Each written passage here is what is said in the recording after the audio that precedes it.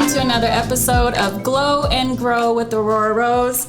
I am one of your hosts, Rose, along with our other hosts, Shay and Marina. And we'd like to introduce to you our special guest, Mr. Taqouri Lott. He is a certified fitness coach and entrepreneur.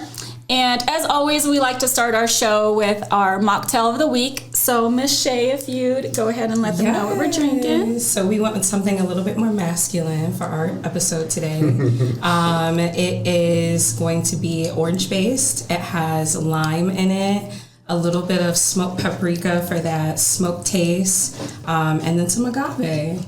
And it's good, y'all. I was a little afraid of it with the paprika, but it's actually really good. Yeah, right? So if you want to pause the video and make your drink so you can sip and talk with us, go ahead and pause it and come on back. But cheers, y'all. Yeah. Cheers to the show. That was even. Hey. Good little clink. It took practice. All right, so let's get into it. The topic that everyone's been so excited about, the male and female perspectives of infidelity in relationships. So again, thank you so much, Taqouri, for joining us today and helping us get some insight. My pleasure. All right, so first we're going to go around the table and talk about whether you've been a cheater or been cheated on. So... Are we going to start with me? How spicy. It's funny because my answer is going to be both. Mm-hmm. I'm shocked. I know, right? The only reason why I'm going to say both is because I've emotionally cheated before. Not physically, but that's still kind of... Well, I guess we'll talk about that too. Yeah. What is your idea of cheating? But I'm going to say both. Yeah. Yeah. Unfortunately, we're in the same boat. So,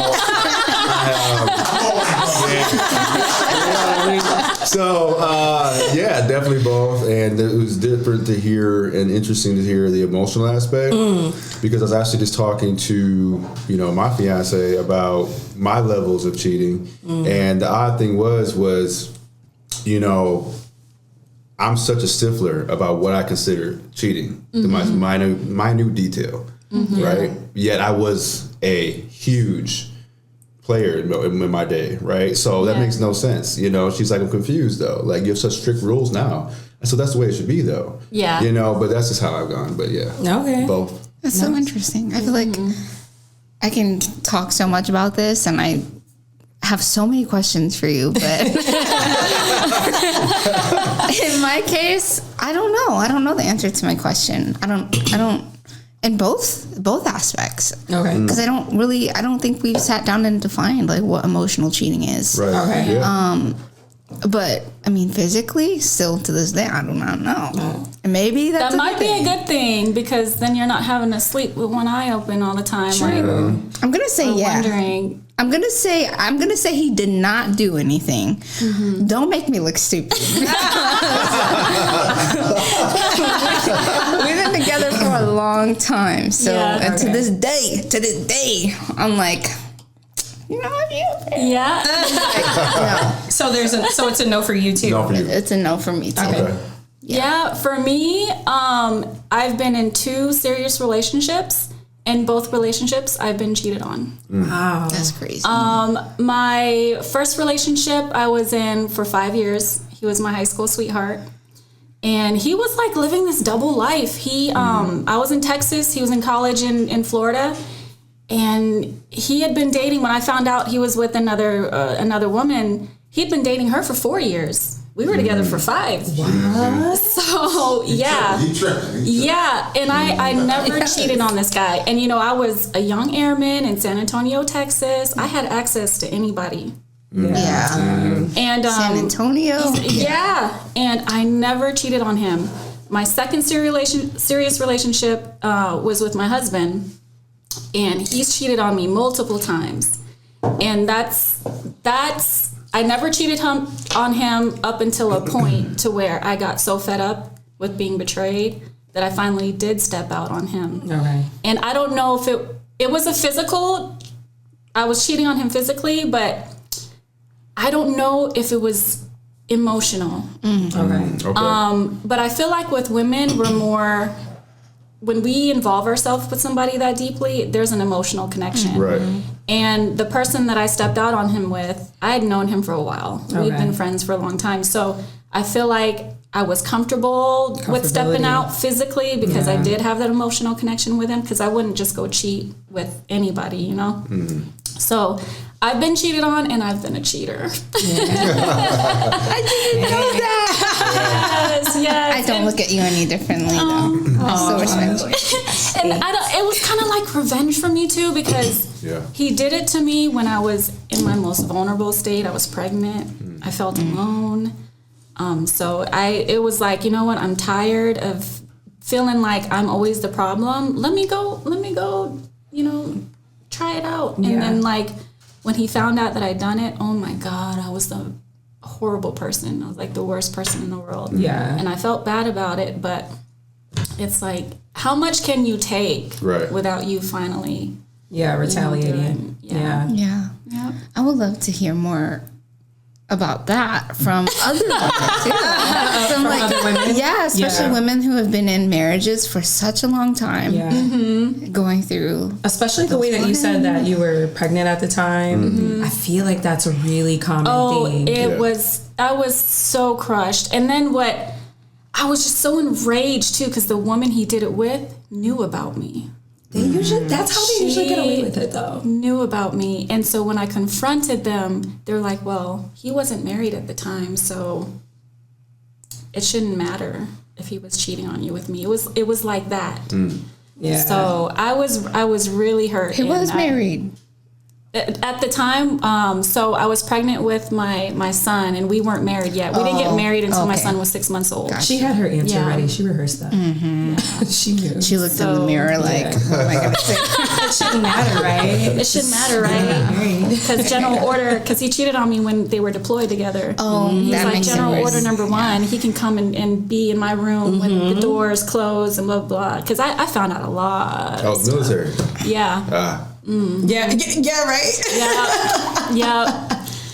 Are you prior military or no? You know, I get that sometimes, but no, I'm not. My family has been in the military on both sides, actually. I was going to join the Navy. I went and talked to the captain, you know, took the tests, everything. Yeah. But at the time, I was, you know, clueless about what that meant. I was all for it. My mother thought we were going to go to war. And I'm like, it doesn't happen like that, you know what I mean?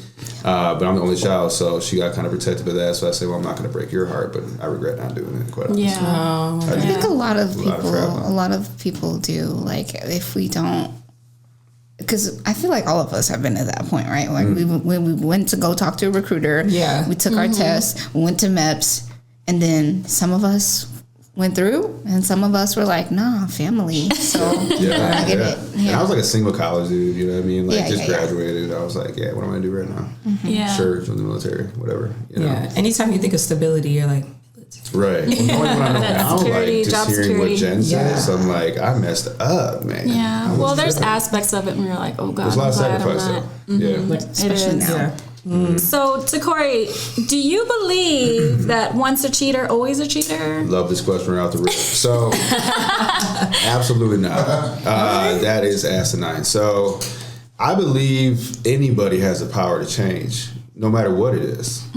Some things that you do in life, I believe, you know, the most serious things in life, you don't have an opportunity, no matter how much you want to change, it's going to change anything, right? But everybody has the power to change. So what I do, I hate that question, low key. Yeah. Not your fault. I just have to ask because women, we're always like, once he's a cheater, once he cheats, he's always going to cheat. So we want to know. Conviction that you can change. You know, like you know, I've taken almost 7 months of therapy since August, and you know, trials and tribulations. You know, that I went through with my past that kind of got brought into somewhat of my present to protect the relationship I have now. But you know, it's something that it was a make or break situation. You know, you can continue to do the method of insanity, the same thing, expecting different results, or you can know to do the right thing, and you realize how you affect people. You realize how you affect people's lives. Yeah. Not only on a physical standpoint, but also on a emotional standpoint, like you guys keep saying. So I think for my story, like, if you don't change, then no one's going to give you a chance. What? You could always find someone that doesn't want a relationship. Like give me that 15 to 30 minutes or hour, whatever y'all want to call it, right? And it's over with. Yeah. And then you feel type no of strings attached type thing, no emotions. Yeah. I kind of feel you on that question, though. It's kind of a loaded question. It is loaded. Yeah, and it almost seems it almost seems kind of like leverage to kind of keep people in that mindset. No, it is. It's almost like a taught method, right? Like once a cheater, always a cheater. Well, it comes from fear, though. It is fear. It is fear-based. Yeah, no, it always comes from people that have been traumatically through cheating, right? But you get in that mindset and you start looking for things. You don't even enjoy what's in front of you. You start searching for stuff. Wow. So there's a kicker to that, though. You can still get your heart broken without cheating. You could have no cheating involved at all, but you could still fail in a relationship. Yeah, that's true. And the saddest part about it is, for me, signing up for a relationship, you're committed to that relationship. You work through it. You go from a relationship to, okay, you can make or break. We might work out, we might not. To you commit yourself to engagement. It's a step up, right? So there is no real stepping back. We're preparing for something. Yeah. Right? Like, we can't get through this now. We should have never got through things when we were just dating. Yeah. Right? So these can't be more monumental to what we've already been through. We got to work through this. And then when you get married, it's a whole nother story. Yeah. Right? Yeah. So it's a stage thing. But not a lot of people look at relationships the same way either. So it's about figuring out what your partner wants and what their needs are and how to be that person for them. Do you believe that question? I believed it for a long time because I felt like for a long time I had been cheated on so many times by the same person. And how can I answer this? I feel like, just giving chance after chance after chance, and then the outside noise telling me, like, girl, how much more are you gonna take from this person? And it did take him time to calm down, and I for the longest I thought I was the problem. So I would beat myself up a lot about it, but I think it just took him longer to realize what he had in me as a woman, and he didn't want to lose his family. So I think it just took him a little bit of time. So it took me a long time to realize that just because he cheated on me a lot in the beginning and middle of our marriage, now I think he's learned, and I don't feel like he's cheated on me recently. Do you feel like you get a better version of him now? I feel like I do have a better version of him. Yeah. He's a lot better of a husband. He's a lot better of a father. He's more involved. I think also being retired from the military now that he's not making his job a priority, I feel like he's become a better father and a better husband. So that's great. I used to believe that for the longest. Right now I'm like 99% certain that once a cheater, not always a cheater. That's my answer on that. Good. What about you? Do you think so? No, I don't think so. Right. I think people are so capable of changing, just like you said. Like with anything, like you said. Yeah.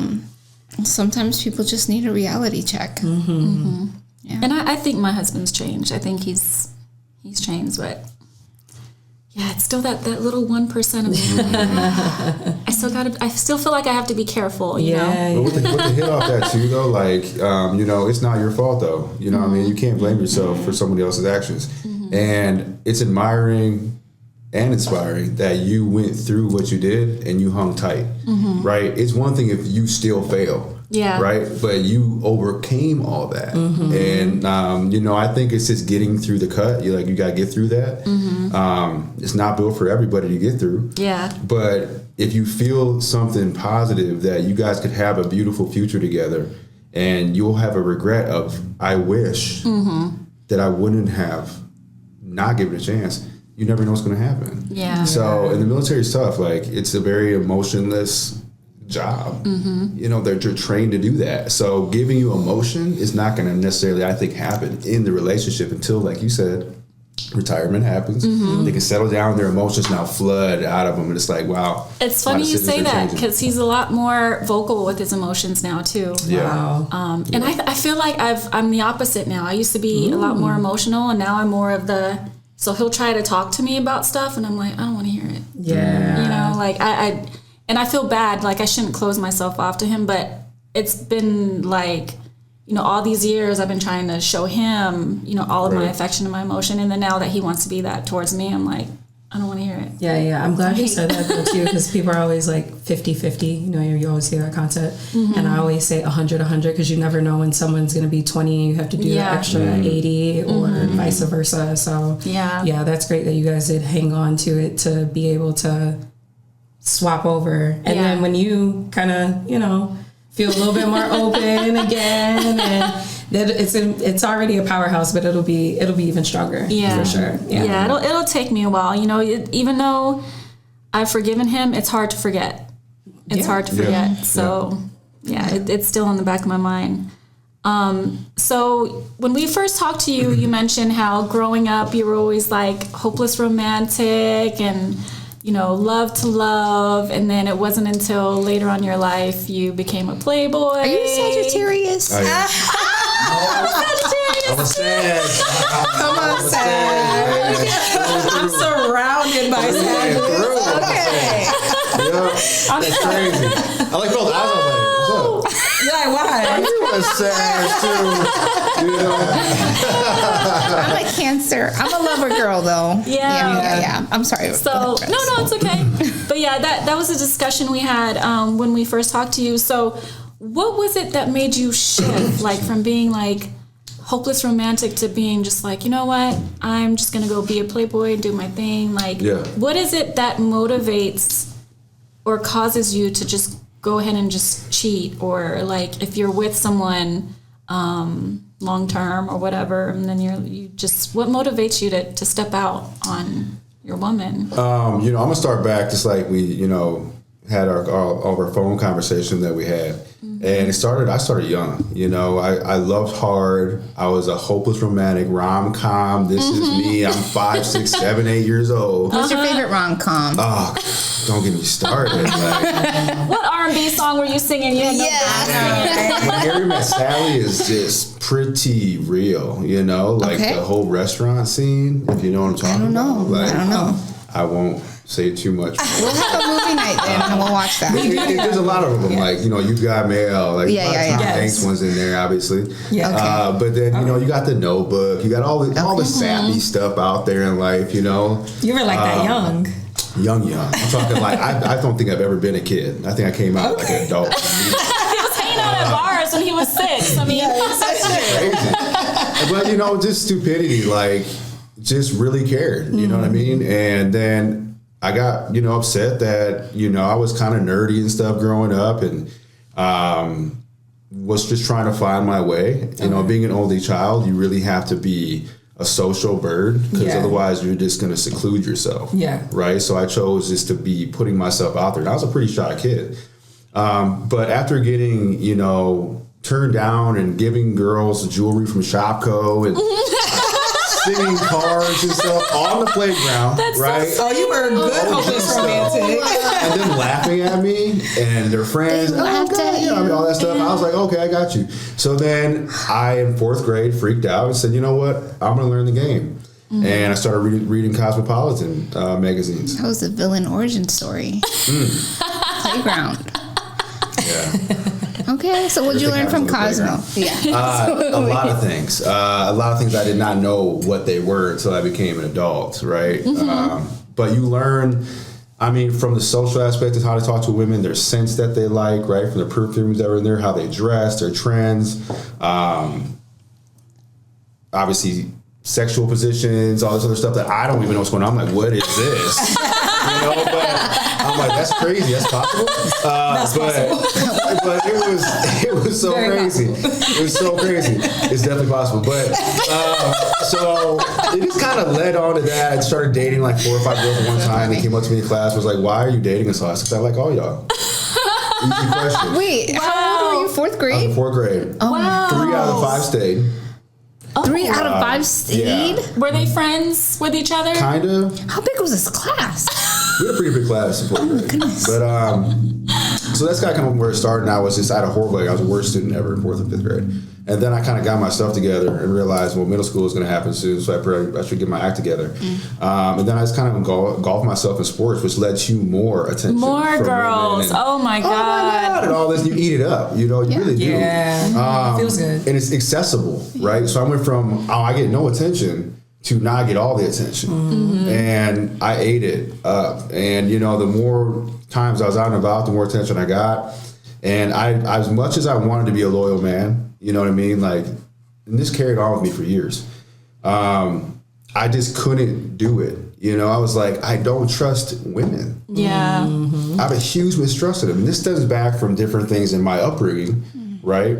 But like I kind of told you guys on the phone, when you go through things with your mom, and then she goes through a point where you come home when she's not there, abandonment issues happen. Oh yeah. That's carried with me forever, man. I still carry that Yeah. to this day. Like, I'm just like, when you leaving? Like, we're gonna have When a you tough coming day. back? So are you gonna leave? Like, I'm a guy that would ride out. I'll go through, you know, anything for anybody if it really means that much. I really will. I'll never judge you. Someone's got to have somebody stick by their side. Yeah. But for whatever reason, I've had a lot of jump quick situations, right?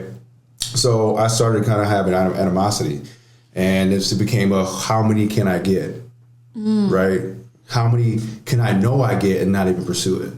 That's what I became. Yeah. It wasn't even the act itself, it was I got you. Yeah, it was Right. like a game. Yeah, like we go to the bar, my friends just would post up and like they start counting them. And then we go to laugh and I'm buying shots, and it's just about the image, the ego, right? And I had to check that.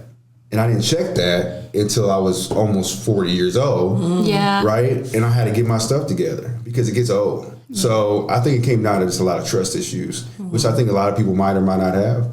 But for me, it's always been, well, I know what is capable of being done because I did it that much. And I don't want to say I did it that well, but I did it that well. You know, and when you brought up something for 4 or 5 years, I lived not just 2 lives, multiple lives. I had 2, 3 girlfriends at one time. I had side chicks going on. You know, I had a lot of stuff going on. I was cutting up. Do that? How do you find the energy to have so many relationships? That's a How do you lot of keep work. your It's so much work. Yeah. How do you keep your stories straight with each of them? And how do you still keep like enough confidence and happiness within yourself during that? Because I feel like wouldn't that make you feel some type of way about yourself? Oh, for sure. I mean, eventually you start realizing that, you know, you're not playing them, you're playing yourself. Okay. So, you know, you're still creating this physical act with somebody, right? You're giving them you, right? Now, it's a little different for sure from a woman aspect because, like, we got to do some things, man. We got to be able to impress y'all, okay? So you gotta kind of know how to work it, you know. But like, did I feel good about myself? Quite honestly, no, I didn't. And a lot of people probably wouldn't believe me when I said that, but I didn't feel good. That's honest. I definitely was like, what am I doing? Right? The moment doesn't last forever, man. It was like a false sense of security almost. Oh, it is. Yeah. Oh, that's what I'm hearing. Is. Yeah, it really is. It's just not worth it. I mean, to each their own, but I mean, if you want to be single and live your life, just do that. You don't have to, you know, play someone while you do it. That's a huge issue. Yeah. Wow. Have you ever said sorry to anyone you've hurt? You know, the craziest thing I have, I actually thought about this throughout my life, like just trying to create a list and be like, hey, my bad. Like, I'm sure you've been affected by this for years. You know what I'm saying? And I think it just got to a point. A lot of these women are in marriages and got kids and stuff. I'm not going to rehash that. Yeah. You know, but at the end of the day, to anyone watching, I'm sorry. Like, straight up. Like, I was tripping. I was young. I was dumb. I was immature. Full-grown man here. Man, But that just shows I've got karma ever since. I swear to God. It never stopped. Every time I'm like, I'm good. Yes, I'm in the free. Nah.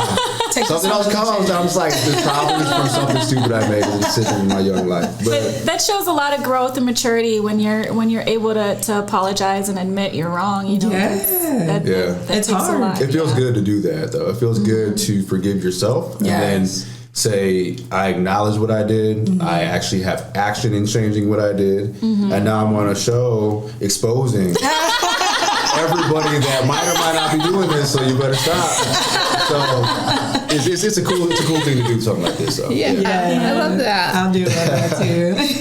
Just send out the links to everybody. Yeah, I will. Massive. We need an ebook to it. Oh, absolutely, 100%. That would be great. So this is kind of like a two-part question because women, all of us want to know. So do you believe in the 80-20 theory, and why is it that 20% that you need to get the rest, to get to your 100%, it's always with the lesser attractive woman? Like, why? What is the 80-20 theory? So the 80-20 theory is when, like, you're number one, right? Your wife, you've got a family together, like, you've been together forever. You feel like you're only getting 80% fulfilled from that woman.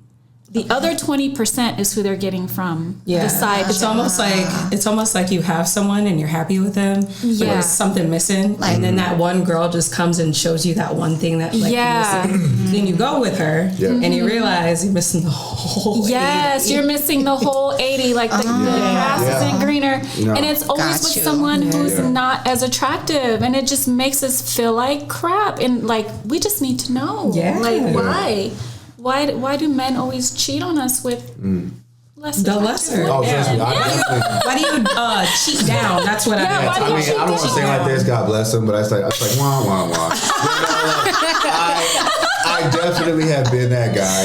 And it's like, you come on. Like, why would you do that? What is it about that 20% that you're willing to risk? Yeah. I mean, it's honestly not just like the 20%, women that just didn't like amount to what you would think that a man would go to, depending on how they look as well, I guess, but the same sense is it's also been attractive women for me as well.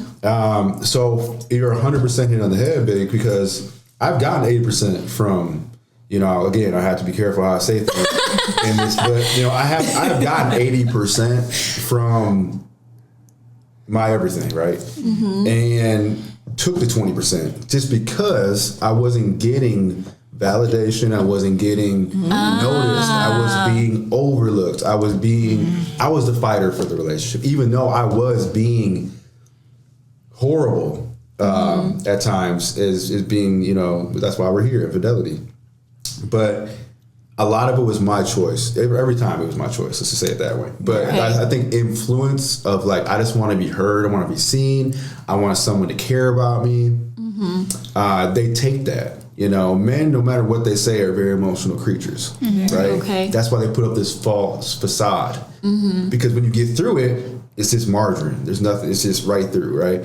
So at the end of the day, I have a huge heart. I want to love hard. I do love hard. You can't break that. Right? Yeah. But it takes time to get there through realizing that 80% is irreplaceable.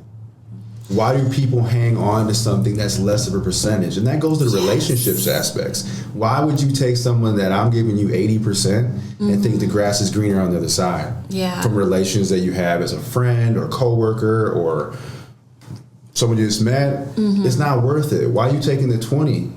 It doesn't math up. It ain't mathing. Yeah. But I think a lot of people have done it, but men do it because of the simple fact of they want to, and they have the ability to do it. Do you feel like it's too much work to work on or asking for the 20% that you're not getting from your whole person? Hard. Now, the thing about that is the 20% is the hardest thing to get. The 80 comes kind of easy, right? It's just like, apples and oranges. But when you get to the 20%, that's where the true work comes. Because I'm getting everything I need, but these factors right here, they're major, they're important.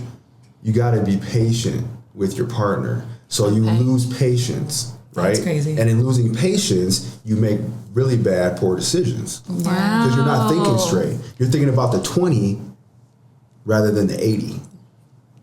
You got to remember you got the 80. Women viewers, y'all hear this, right? I mean, it's wild, man. It happens all the time. Yeah, because we always ask ourselves that, like, why would they step out on me? I give him everything, and with this, like, really, you're really a perk. Yeah. I'm actually seeing myself on the other side of this like scenario. I feel like I am sucking right now at giving that 20% because my husband is amazing. Like you are awesome if you're watching. He is so good to me. Like he gives me anything and everything that I ask for and more. And sometimes I'm just like, damn. I don't deserve this guy. I'm slacking, right? I need to do better. Yes, yeah. So I don't know. I guess I need to go home and have a conversation with him about like what he needs from me because he doesn't really communicate that. Yeah. So if he says that you're right now doing great, he always does. But I know I can be better. You're like, yeah. I think that's huge. You said that. You know what I mean? Because you're taking notoriety of it, and that's very rare. Some men are not very vocal about it, and that can work in both of your favor sometimes, right? Because you're not overly emotional, like their emotional maturity is there, right? But we do like to be. You got to find out his love language, and if he's giving you love, he probably receives it pretty well, right? And I think when you're so used to being loved by somebody, you know, I text my woman every morning. Good morning, I love you. Hope you're feeling good. I'm going to work, yada, yada, yada, whatever it might be, right? Yeah. You know, remind her of her worth daily, you know, physical touch. I'm that kind of guy. So she's a words of affirmation. 100%. Yeah. But she tastes it so awkwardly sometimes. She's like, I'm like, you can't do that. You know, I hear you love. You already said that. Please keep going. Cute. Yeah, right. But low key loves it. Yes. But then I think just someone that doesn't know how to, that hasn't been loved maybe growing up, they don't know how to give it back. Yeah. So we've had a lot of growing pains and like, why are you sometimes this and not that, right? Yeah. How can you be so loving yet so cold, right? And we've had to have those tough discussions. And I've had to understand, I have to listen, I have to retain what my woman's talking to me about. Because I'm looking for the answers so I can make your life easier, so I can move around each other better, and know that I can give you something before you ask for it. You know? Nice. So 5 love languages. That's definitely an episode we should probably do because that's a whole nother topic we can talk on. But unfortunately, we are out of time, so we gotta wrap it up. I know this was gonna be a hot topic. Everybody was so excited. So yeah, normally at the end of the show, we wrap it up with a glow and grow question and with the affirmation of the week to leave you with. So Shay is our grow. You want to go ahead and... I am. I'm going to read something as well. My growth this week is going to be communication versus comprehension. So just as simple as me just explaining the difference between the two. So communication refers to the act of exchanging information or ideas between people, while comprehension means the ability to understand the information or idea. So it's nice to have the communication because a lot of times we like to push it up under the rug as partners because we're so comfortable with each other that we think we're talking to each other, but we're not. But after you get to the communication, that's where the real piece of comprehension comes from, because if you don't really understand what your partner's saying, you're just going to have a whole lot of conversation. Yeah. I agree. 100%. A whole lot of misunderstanding too. There you go. I always say, like, when you listen to somebody to hear them and not to respond. Yeah. Yes. That's smart. Yeah. That's probably that glow aspect, right? Yes. Like learning. I do want to ask, like, it sounds like something that you really taken with you from since you were a kid to now was the ability to adapt to all of these new situations and to yourself and overcome these challenges. So you're in a pretty solid relationship now, but that still comes with its challenges. Oh, absolutely. How do you plan to kind of use who you are and what you are to continue to water that relationship and glow and grow with your partner? You know, you got to have a lot of willpower and want, and it's a choice daily. You know, it's a choice to be in love. It's a choice to love them the way they need to be loved, not the way you think they need to be loved. You know, it's a true study of your partner throughout their life, and I think people just need to realize that there are going to be some challenges. There's going to be some challenges that are going to push you to your core, but that's where you really truly grow and glow, right? That's where you actually get a chance to rise up, or you fall. And I mean, you can believe anything you want. You think you're going to do something, you're right. If you don't think you can do it, you're also right. So you got to really put in that work to be with your partner. I love my fiance dearly, and I'm constantly trying to give her all of me. And we have complete opposite, needs. We have complete opposite weaknesses. I'm very emotionally in tune. That's a lot of my strengths, different things and like that. Her strengths are finances and things like that. Nice. So we try to complement each other, but my things that I want from her that I get frustrated with are the same things she wants from me, just opposite, because it's always about, not always about finances, but it's about security. It's about allowing a woman to be feminine, right? Have the man take the reins, right? And know what his role will be in that. Yeah. So, and I got to figure out what that means to her, right? Which is pretty high standards since she's, a major in the military. So there's no play games with that. But, it's a challenge. And I think it's something that, like I said, it's a whole path from going from a relationship to an engagement to a marriage. And if you don't make it at certain points, then why even do it? So if you're going to be committed. I'm just a lucky guy. I'm a very lucky man. I'm blessed every day for what she gives me in my life. And I will spend eternity repaying her for the love and attention and commitment and challenges that she's brought me through to help me grow as an individual as well. That's amazing. That's so very well said, sir. Yeah. Young men. Okay. Listen to this man. Turn the volume. And the affirmation we're gonna leave you with is: continue to do everything I am able to do to ensure I nurture my relationship. I'm gonna say that again. Continue to do everything I am able to do to ensure I nurture my relationship. With me, what that means to me is that when you're new in a relationship, you're doing everything you can to keep it fresh. Everything's good. You have no issues. But you need to make sure you're the same way even later on in the relationship to make sure that your relationship is successful, that you stay committed to each other. So continuing to nurture, whether you're on day one of your relationship or whether you're in day or years later and moving forward. So that's what I wanted to leave this show with. But this was such an amazing conversation. I'm pretty sure we're going to have a part 2. Yes. Taqouri, thank you so much for your time. We appreciate you and your perspective. Thank you so much. Seriously. Because I know a lot of us have learned a lot of women wonder why, the minds of a man. And so we really do appreciate you being here and sharing that with us. Don't give up on your man. Don't give up on your girl. And make the right decisions and be patient. Yes. Everything will be all right. Awesome. Yes. So until next time, guys, thank you so much for joining us. Glow and grow with the Royal Rose.